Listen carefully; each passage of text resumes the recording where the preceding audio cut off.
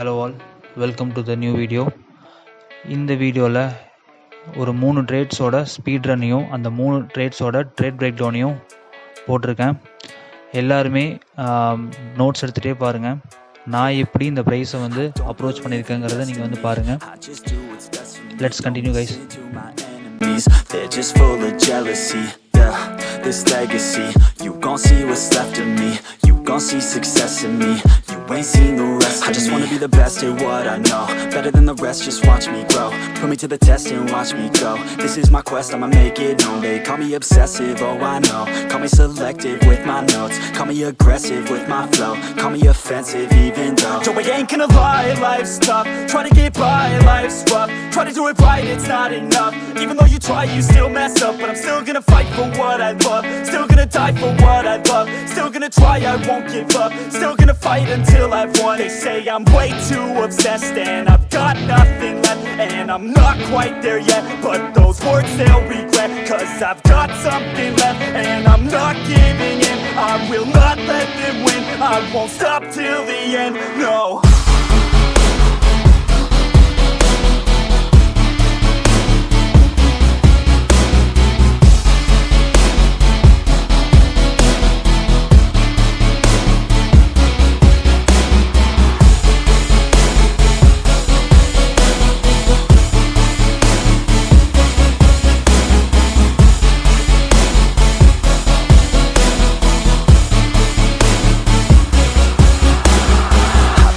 Some injuries, mentally and physically. Studied them religiously so I don't repeat history. And people won't admit to me they don't want a victory.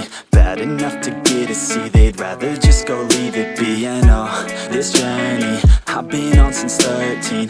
Working hard and learning, never stopping searching. Yeah, it's burning, all this passion hurts me. I took action working, writing down these words. No, I'm not okay, I just wanna be something. I don't wanna be nothing, living all alone. No, I'm not alright, I'm just barely getting by. But I'll tell you I'm just fine, so you leave me alone. நீங்கள் பார்த்த இந்த ட்ரேட்ஸோட trade break down தான் நம்ம கம்ப்ளீட்டாக பார்க்க போகிறோம். So what is the reason behind this trading அப்படிங்கிறத பற்றி நம்ம வந்து ஃபர்தராக பேசலாம். ஃபஸ்ட்டு வந்து எடுத்த ட்ரேட் வந்து பார்த்திங்க அப்படின்னா GBP/USD.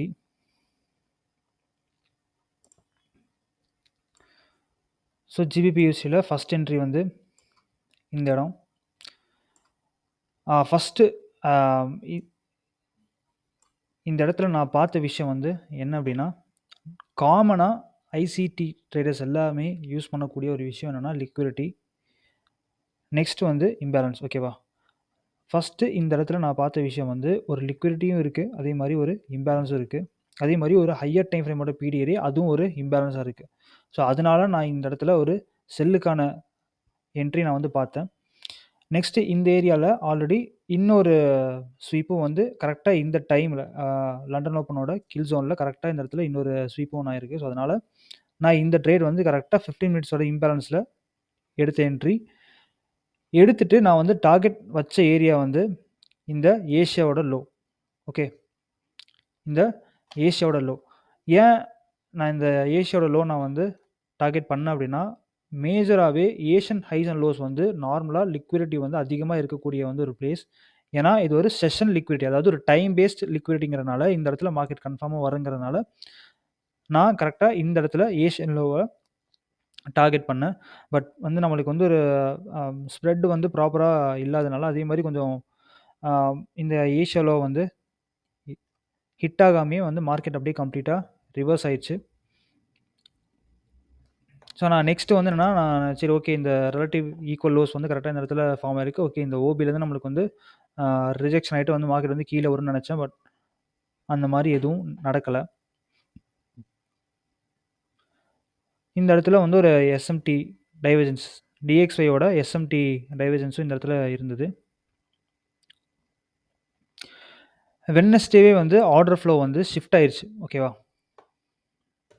ஸோ நான் இந்த என்ட்ரி வந்து வெறும் ஸ்கேல்பிங்கான என்ட்ரி. ஏன்னா இப்போ நம்ம ஸ்கேல்பில் நம்மளால் வந்து பார்சல்ஸை வந்து எடுக்கிறது ரொம்ப கஷ்டம். ஏன்னா நம்ம வைக்கிற டிபியும் வைக்கிற எஸ்எலும் வந்து ரொம்ப ரொம்ப சின்னதாக இருக்கனால நம்ம அந்த இடத்துல வந்து பார்சல்ஸ் எடுக்கிறது வந்து ரொம்ப கஷ்டம். ஸோ, இப்ப நம்ம ஒரு 15 பிப்ஸோட டிபி நம்ம வைக்கிறோம் அப்படின்னா, ஒரு 30 பிப்போட டிபி நம்ம வந்து வச்சாலும் கூட நம்ம அதுலேருந்து ஒரு பார்சல்ஸ் நம்ம வந்து எடுக்கலாம். இல்லைனா பிரேக் ஈவன் எஸ்எல் பண்ணலாம்.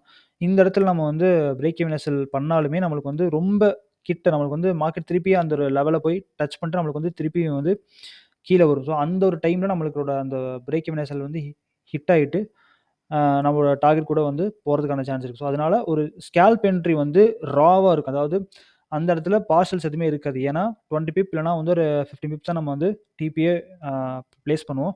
ஸோ, இந்த ட்ரேட் வந்து ஜஸ்ட் ஒரு 16 பிப் தான் வந்து டிபியே இருக்கு. ஸோ, நம்மளுக்கு ப்ராப்பரா நம்மளுக்கு இந்த இடத்திலேயே ஒரு ரிவர்சல் நம்மளுக்கு ஆயிருச்சு. இது நம்மளுக்கு சிபிஐயோட நியூஸ் ரிலீஸ். அதே மாரி என்னன்னா, நம்மளுக்கு வந்து ஒரு வீக்லியோட ஓப்பனிங் கீழயே இருக்கு. ஸோ, இந்த இடத்துல மோஸ்ட்டா நம்ம வந்து என்ன நம்ம பார்ப்போம் அப்படின்னா, ஒரு பைக்கான செட்டப் மட்டும் தான் பார்ப்போம். ஸோ, அந்த பைக்கான செட்டப் வந்து ப்ராப்பரா நம்மளுக்கு இந்த ஏசியாவோட லோ எடுத்துனது அப்படின்னா, நம்மளுக்கு வந்து நல்ல ஒரு என்ட்ரி வந்து கிடைச்சிருக்கும். ஸோ, நான் இந்த என்ட்ரிய நான் வந்து என்னோட ஒரு பிப்போட இதில என்னோட இந்த என்ட்ரி எனக்கு வந்து டிபி ப்ராப்பரா வந்து ஹிட் ஆகல. ஸோ, நெக்ஸ்ட் வந்து என்னன்னா, ஜிபிபியூசில சேம் அதே ட்ரேட் தான். நெக்ஸ்ட் டே ஸோ, அதாவது இன்னைக்கு ஃப்ரைடே.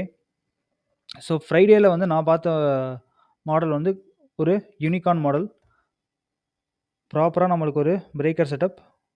இந்த இடத்துல வந்து பை சேல் லிக்விடிட்டி நான் இந்த 10 பிப்போட எஸ்எல் ரேஞ்ச் அதாவது அபோவ் இந்த ஹைக்கு மேல ஒரு 10 பிப்போட எஸ்எல் ரேஞ்ச் வந்து ப்ராப்பரா இருக்கும். நான் இந்த என்ட்ரி வந்து நானு இம்மீடியட்டாவே நான் வந்து பிரேக் ஈவன் நானு பண்ணிட்டேன். ஏன்னா, ப்ரீவியஸா வந்து 2 லாஸ். ஸோ, அதனால நான் இந்த என்ட்ரி வந்து பிரேக் ஈவன் நானு பண்ணிட்டேன். ஏன்னா, நான் வந்து டார்கெட் நான் இதுவரைக்கும் தான் வைக்கலாம்னு நானு யோசிச்சேன். பட் இருந்தாலுமே அ ரிஸ்க் ரிவார்ட் வந்து இந்த இடத்துல ப்ராப்பரா இல்லாதனால, நான் கொஞ்சம் 20 பிப் டிபி, 10 பிப் எஸ்எல்ங்கிற மாரி 1:2ங்கிற மாரி நான் வந்து வச்சிருந்தேன். ஸோ, எனக்கு வந்து ட்ரிகர் ஆயிட்டு எனக்கு என்னோட பை செல் லிக்விடிட்டி வந்து ப்ராப்பரா ஹிட் ஆயிருச்சு. ஸோ, நான் இந்த இடத்துல வந்து ஹிட் ஆனத பார்த்த உடனே நான் வந்து பிரேக் ஈவன் எஸ்எல் நான் வச்சுட்டேன். பட் எனக்கு இந்த பிரேக் ஈவன் எஸ்எல் ஹிட் ஆயிட்டு திருப்பி இந்த டார்கெட் கிட்ட போயிருச்சு. ஓகே. ஸோ, நெக்ஸ்ட் வந்து என்னன்னா, இந்த டைம் லண்டன் ஓப்பனோட கில் ஜோன் நான் வந்து எடுத்திருக்கேன். ஸோ, இது ரொம்ப ரொம்ப simple. Accumulation, manipulation, distribution. So, கரெக்ட்டா நம்மளுக்கு அந்த அந்த லாஸ்ட் லெக் நம்மளுக்கு அந்த மேனிபுலேஷன் லெக் முடிஞ்சு நம்மளுக்கு அந்த டிஸ்ட்ரிபியூஷன் ஸ்டார்ட் ஆகும்போது என்டர் ஆகணும். ஏன்னா, அதுதான் வந்து ஒரு லோ ரிஸ்க் பை இல்லன்னா ஒரு லோ ரிஸ்க் செல். ஏன்னா, நீங்க இப்போ ஒரு அவசர அவசரமா போய் நீங்க இந்த இடத்துலயே என்டர் ஆனீங்க அப்படின்னா, மேபி மார்க்கெட் வந்து கொஞ்சம் கீழ கூட நம்மளுக்கு வந்து ஃபால் ஆகலாம். ஓகே. நம்மளுக்கு வந்து ப்ராப்பரா பிரைஸ் வந்ததுங்கிறதுக்கான சரி. ப்ராப்பரா நம்மளுக்கு அந்த டைம் வந்ததுனால, நம்ம ராவான டர்ல் சூப்ல வந்து ட்ரேட் பண்ணக்கூடாது. ஏன்னா, சம்டைம்ஸ் நம்மளுக்கு அது வந்து ஃபேக்கா கூட போயிடலாம். அதனால வந்து ப்ராப்பர் டிஸ்பிளேஸ்மென்ட்டோட வந்து என்டர் ஆவுங்க. ஏன்னா, நீங்க இந்த மாரியான ட்ரேட்ஸ் எல்லாமே உங்களுக்கு வந்து எப்படி போகும்னா, ஒரு ஹையர் டைம் ஃப்ரேமோட பீரியட் இருந்துச்சு அப்படின்னா, நீங்க தாராளமா இந்த ஒரு என்ட்ரி நீங்க எடுக்கலாம். பட் எதுவுமே இல்லாத சிச்சுவேஷன்ல நீங்க போய் இந்த இடத்துல ஒரு ட்ரேட் நீங்க பிளேஸ் பண்ணீங்கன்னா, அது ஒரு கேம்பிள் ட்ரேட் அது. ஓகேவா? ஸோ, அந்த மாரியான மெத்தட்ஸ வந்து டர்ல் சூப்ல யூஸ் பண்ணாதீங்க. ஸோ, நீங்க என்டர் ஆகணும் அப்படின்னா, 1 மினிட் போய்க்கோங்க.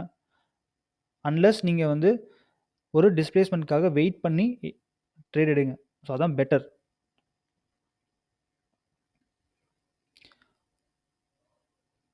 நெக்ஸ்ட் ட்ரேட் வந்து கோல்டுல.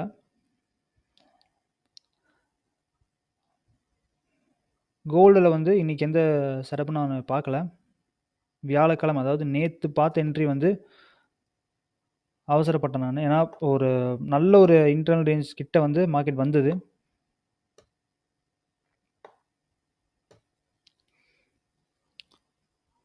இன்டர்னல் ரேஞ்ச் லிக்விடிட்டி இது. லண்டன் ஓப்பனோட கில் ஜோன். எனக்கு ப்ராப்பரான ஒரு பிரேக் ஆஃப் ஸ்ட்ரக்சர் நம்மளுக்கு வந்து இருந்தது. அத பார்த்துட்டு நான் சரி ஓகே நம்மளுக்கு இந்த கட் த்ரூ கேண்டல்ல நம்ம வந்து என்டர் ஆயிடலாம் அப்படிங்கிற மாரி தான். அதாவது மெடிகேஷன் பிளாக்ல நம்ம வந்து என்டர் ஆயிடலாம் அப்படின்னு பார்த்தா நான் இந்த இடத்துல என்டர் ஆனேன். ஸோ, நம்மளுக்கு வந்து அதுவுமே ஃபெயிலியர் ஆயிடுச்சு. ஆனா, நம்மளோட பயாஸ் வந்து ப்ராப்பரா இருந்திருக்கு. ஏன்னா, நான் இந்த இடத்துலயும் நான் வந்து எந்த என்ட்ரியுமே நான் பார்க்கல. ஏன்னா, ஒன்ஸ் எனக்கு இந்த இடத்துல ஒரு ஹிட் ஆனால ஓகே மேபி நம்மளுக்கு இங்கேருந்து ரிவர்ஸ் ஆயிரும் அப்படின்னு நினச்சேன். ரிவர்ஸ் ஆயிட்டு நல்ல ஒரு ரிட்ரேஸ்மென்ட் குடுத்ததுக்கப்புறம் நம்மளுக்கு வந்து மார்க்கெட் போகும்னு நெனச்சேன். பட் அந்த மாரியான இன்சிடென்ட் எதுவுமே நடக்கல. இதுவுமே நீங்க நம்ம பார்த்தோம் அப்டின்னா, நல்ல ஒரு இன்டர்ரேஞ்ச் லிக்விடிட்டி அதாவது ஒரு இம்பேலன்ஸ்குள்ள போயிட்டு தான் மார்க்கெட் வந்து திருப்பியும் இந்த பை சைட் லிக்விடிட்டி வந்து எடுத்திருக்கு. ஸோ நார்மலா நான் இதில டார்கெட் வச்சது என்னன்னா, இந்த 2 ஈக்குவலைஸ். ஓகே. இந்த ஈக்குவலைஸ் தான் நான் வந்து டார்கெட் பண்ணியிருந்தேன். Relative equalise.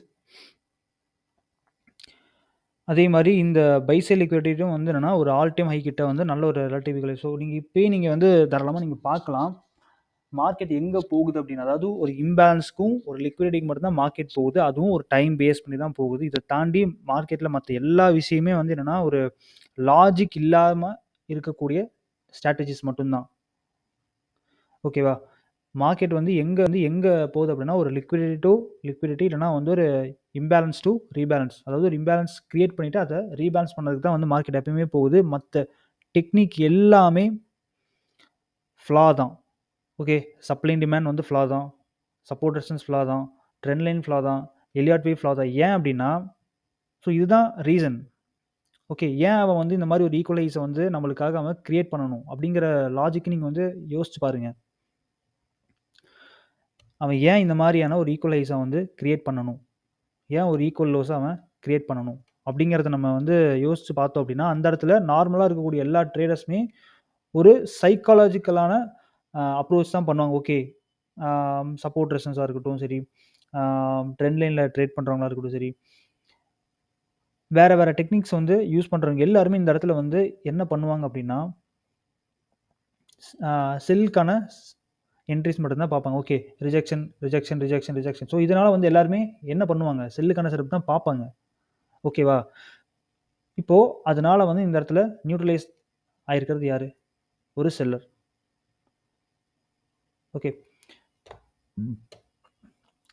கைஸ் அதாவது ஐசிடி ட்ரேட் பண்றவங்க எல்லாமே வந்து என்னன்னா, ஒரு லாஜிக் பேஸ்டு ட்ரேட் பண்றவங்க தான் நான் சொல்லுவேன். ஏன்னா, மத்த டெக்னிக் எல்லாமே நான் பார்த்த வரைக்கும், எதுவுமே வந்து அது ஒரு லாஜிக்கலான ஒரு ப்ரூஃப் எதுவுமே தரல. ஓகேவா? லாஜிக்கல் ப்ரூஃப் எதுவுமே தரல. சப்போர்ட் ரெசிஸ்டன்ஸ் வந்து ஏன் ஃபார்ம் ஆகுது? எதுக்காக ஃபார்ம் ஆகுது? அதே மாரி ஒரு ட்ரெண்ட் லைன்னா அது வந்து எதுக்கு? 3 டெஸ்ட்ல நம்ம ஏன் பை பண்ணணும்? 3 டெஸ்ட்ல நம்ம ஏன் வந்து செல் பண்ணணும்? அதே மாரி ஒரு பேட்டர்ன்னா எதுக்கு இந்த பேட்டர்ன் வந்து ஃபார்ம் ஆகுது? எதனால? அப்படிங்கிறதுக்கான ஒரு ப்ராப்பர் ரீசனே இல்ல. ஸோ ஐசிடிங்கிற அந்த ஒரு மனுஷன் தான் ப்ராப்பரா நம்மளுக்கு வந்து ஒரு ரீசன். ஓகே.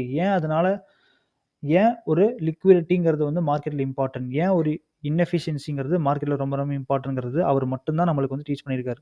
ஸோ அதனால தான் மோஸ்ட்டா வந்து ஐசிடிஸ் எல்லாமே வந்து வொர்ஷிப் பண்ணுவாங்க. அதாவது ஓகே ஐசிடி வந்து ஒரு நல்ல ட்ரேடர். ஏன்னா, அவரு தான் இப்போ பார்த்த வரைக்குமே அவர் தான் பெஸ்ட்.